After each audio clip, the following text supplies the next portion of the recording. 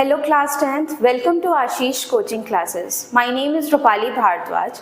Today we'll deal with the second chapter of your science chemistry part, that is acid, bases and salts. इसके पहले के videos में मैंने आपको first chapter यानी कि जो आपका पहला चैप्टर है उसके बारे में मैंने आपको एक्सप्लेन किया था. यहाँ पे हम सेकेंड चैप्टर से डील करेंगे, that is acid, bases and salts.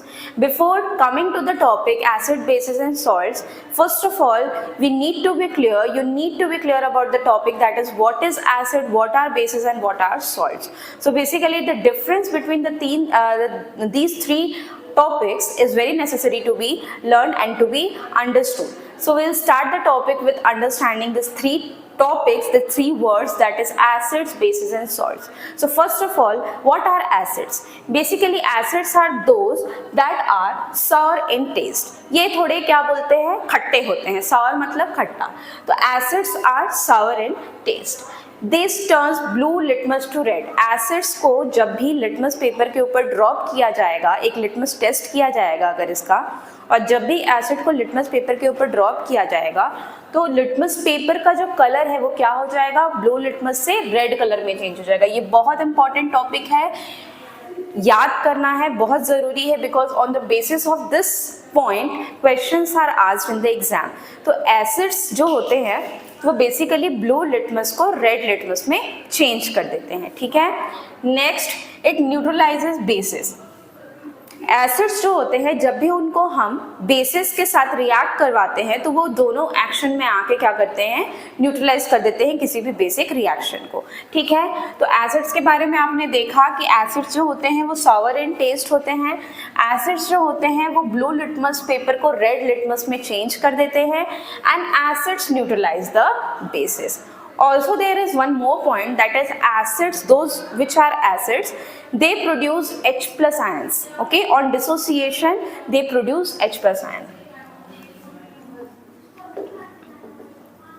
ठीक है. They produce H plus ions. And now we'll come to the next topic, that is bases. Base are bitter in taste. See, for you to simplify it and you can learn it very well, that is bases, B for bases and B for bitter. You can learn by this that bases are basically bitter in taste. कड़वे होते हैं ये test में. ये क्या करते हैं, ये टर्न करते हैं रेड लिटमस को ब्लू लिटमस में. देखो, just vice versa. Okay, acids were turning blue litmus to red litmus, and here bases, what they do, when we drop a drop of base on a litmus paper, then it turns red litmus to blue. Okay, after that it neutralizes acids. जैसे हमने देखा कि acids क्या कर रहे हैं, basis को neutralise कर रहे हैं, वैसे यहाँ पे बेसिस क्या कर रहे हैं, एसिड्स को न्यूट्रलाइज कर रहे हैं. ठीक है. तो हमने देखा कि एसिड क्या होता है, बेस क्या होता है. जो हमारा टॉपिक है, जो हमारा चैप्टर है, basically acids, basis and salts. इसीलिए हमें एसिड्स को समझना बहुत ज़रूरी है, बेसिस को समझना बहुत ज़रूरी है और सॉल्ट्स को समझना बहुत ज़रूरी है. इन तीनों के बीच में डिफरेंस आपको पता होना चाहिए कि एसिड्स और बेसिस, बेसिकली इन दोनों में क्या डिफरेंस है. ठीक है. Now next topic we come to is salt. Salt क्या है, ये एक न्यूट्रल सब्सटेंस है whose aqueous solution does not affect the litmus. Salt का लिटमस पेपर पे कोई भी इफेक्ट नहीं होता है. आप एक लिटमस पेपर लें और लिटमस पेपर के ऊपर किसी सॉल्ट सॉल्यूशन को ड्रॉप करें, लिटमस पेपर का कलर कभी चेंज नहीं होगा, चाहे वो ब्लू लिटमस पेपर हो चाहे वो रेड लिटमस पेपर हो, उसमें कोई चेंज या कोई इफेक्ट नहीं दिखेगा. That is a salt. Okay. So how will you identify the particular solution is acidic or particular solution is basic? By testing this, okay, by indicator, by using this indicator, that is litmus paper, and dropping the acids and bases on litmus paper, you can identify that what particular substance or particular element or solution is acidic or basic in nature. Now here bases, one point I just forgot that कि bases जो होते हैं, bases OH negative ions produce करते हैं. Okay, just in contrast with that topic कि acids जो होते हैं H plus ions produce करते हैं और bases क्या होते हैं, OH negative ions produce करते हैं. Okay, okay. So I hope you are clear with these three topics, that is acids, bases and salts. Okay, now we'll come to another topic, that what is strong acid and what is strong base. See, we are studying about acids, bases and salts. So it is very necessary to know that what all acids are strong acids and what all acids are weak acids and why they are strong acids as well as why they are weak acids. So this should be known by you. Strong acid क्या होते हैं? Strong acids ऐसे acids होते हैं जिसको basically जब dissociate किया जाएगा, यानी उनको दो parts में break किया जाएगा, तो ये एक प्रॉपर H+ आयंस डिसोशिएट करेंगे. हमने क्या देखा था कि एसिड्स जो होते हैं वो H+ आयंस प्रोड्यूस करते हैं. In the same way strong acids वो होंगे जो ज़्यादा H+ आयंस या फिर एक प्रॉपर H+ आयंस प्रोड्यूस करेंगे, एक क्लियर H पॉजिटिव आयंस को डिसोशिएट करेंगे. वैसे जो एसिड्स होंगे उनको कहा जाएगा स्ट्रॉन्ग एसिड. ठीक है, जैसे H2SO4 and HCl. H2SO4 hydrogen sulphuric acid and hydrochloric acid. These two acids are very strong acids because they dissociate into proper H positive ions. Like I can show you by dissociating it. Suppose H2SO4 is getting dissociated, so H+ ions and SO4- ions. These two are dissociated in a proper way. That is why it is termed as a strong acid. Why weak acid? Weak acids are citric acid and acetic acid. Citric acid and acetic acids are weak acids because they do not properly dissociate into H positive ions. Okay, so that is why they are known as weak acid. So I think you understood. I am clear to you that what are salts, what are acids, what are bases. What is a strong acid? What is a strong base? What are the examples of strong acids and strong bases? Now we'll deal with the next topic. Our next topic is chemical properties of acids. After this topic, we'll deal with chemical properties of bases. Okay. So first of all, our first topic in acids, bases and salts is chemical properties of acids. Here the first point about which we have to study is reaction with metal. Reaction with metal means what? The acids when reacts with metal. What is happening जब एक acid metal के साथ react कर रहा है? ये एक acid है, hydrochloric acid, you know that, and zinc is a metal. जब एक एसिड को मेटल के साथ रिएक्ट करा रहे हैं तो क्या चीज का फॉर्मेशन हो रहा है? ये देखिए, सॉल्ट और हाइड्रोजन गैस का फॉर्मेशन होता है.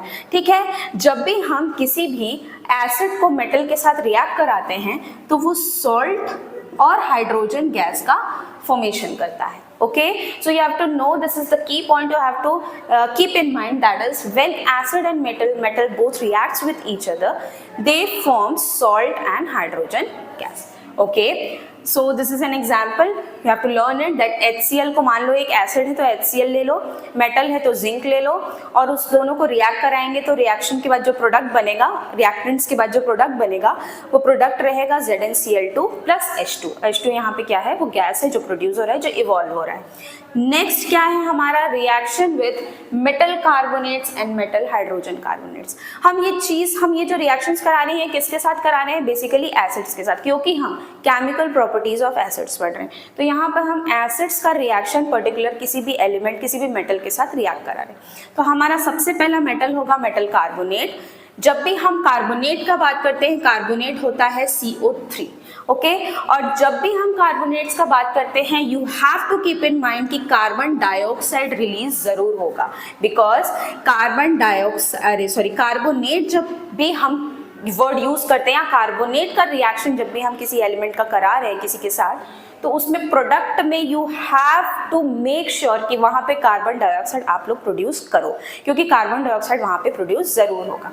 सो जैसे कि यहाँ पे दो एग्जांपल्स दिए हुए हैं, आप देखना खुद कि यहाँ पे sodium carbonate Na2CO3 is known as sodium carbonate.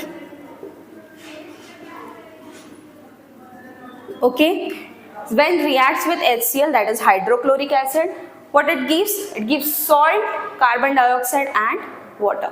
See, the same one when you react metal hydrogen carbonate. मैं रेड मार्कर का यूज़ कर लेती हूँ ताकि आपको ज़्यादा इजी पड़े कि हाईलाइटेड चीज़ें क्या हैं. ओके, ताकि आप कंफ्यूज मत हो. यहाँ पे मैं एक बार फिर से इसको रब करके क्लियरली लिख देती हूँ कि जो Na2CO3 है, Na2CO3 है, जब ये एसिड के साथ रिएक्ट कर रहा है तो यहाँ पे Na2CO3 क्या है? Sodium carbonate. ओके, हम पढ़ रहे हैं metal carbonate. Sodium is a metal and the carbonate. When sodium carbonate reacts with acid, because we are studying about chemical properties of acids, we have to react each and every elements with acid. Okay, so now sodium carbonate will react with what? Acid, that is hydrochloric acid. What will be the formation in the product side? That is salt, carbon dioxide and water. Okay, in the same way, see the next reaction. When you react sodium hydrogen carbonate, now next reaction is what about metal hydrogen carbonate. Metal is sodium and then hydrogen carbonate, so it is sodium hydrogen carbonate. Okay, now sodium hydrogen carbonate will react with which? Acid. ठीक, acid के साथ react करेगा and it will give or it will form. What will be the product formed? The product will be formed salt, carbon dioxide and water. See, both are exactly same. The difference comes at which point? That here it is sodium carbonate and here it is sodium hydrogen carbonate, or we can say it bicarbonate also. It is also known as sodium bicarbonate. तो यहाँ पे दो चीजें हैं. एक है sodium carbonate, जब acid के साथ रिएक्ट कर रहा है तो क्या चीज का फॉर्मेशन हो रहा है, और जब सोडियम बाइकार्बोनेट किसी एसिड के साथ रिएक्ट कर रहा है या फिर हाइड्रोजन कार्बोनेट, तो वो क्या चीज का फॉर्मेशन कर रहा है. ओके, तो क्या चीज का फॉर्मेशन कर रहा है, आपको याद रखना है कि सॉल्ट, कार्बन डाइऑक्साइड और वाटर बन रहा है. और ये चीज आपको दिमाग में रखना है कि जब भी हम कार्बोनेट्स का रिएक्शन कराते हैं तो प्रोडक्ट साइड में हमेशा कार्बन डाइऑक्साइड गैस प्रोड्यूस होगा. ओके, अब यहाँ पे कार्बन डाइऑक्साइड गैस तो प्रोड्यूस हो गया. कैसे पता करेंगे कि कार्बन डाइऑक्साइड ही गैस है? वो कैसे हम पता कर सकते हैं कि वो कार्बन डाइऑक्साइड गैस ही है? तो इसको टेस्ट करने के लिए भी एक रिएक्शन है जो यहाँ पे मैंने लिखा है, टेस्ट फॉर कार्बन डाइऑक्साइड. अब आपको बेसिकली जो कार्बन डाइऑक्साइड प्रोड्यूस हो गया है, इसको आपको टेस्ट करना है कि एक्चुअल में ये कार्बन डाइऑक्साइड गैस है कि नहीं है. तो इसके लिए क्या किया जाएगा, इस टेस्ट को हम क्या बोलते हैं, इस टेस्ट को हम लाइम वाटर टेस्ट भी कहते हैं. ठीक है, मैंने यहाँ पे लिखा है, आप इसको नोट कर लें, इसको मार्क कर लें, ये लाइम वाटर टेस्ट भी कहलाता है. लाइम वाटर टेस्ट बेसिकली क्या टेस्ट है? Lime water test is a test in which we test what? We test carbon dioxide gas, the presence of carbon dioxide gas. So what is happening here? See, calcium hydroxide. It is what? It is calcium hydroxide. Again, I will use the red marker for highlighting. It is calcium hydroxide. Okay. Reacts with what? Carbon dioxide. What it gives? Calcium carbonate.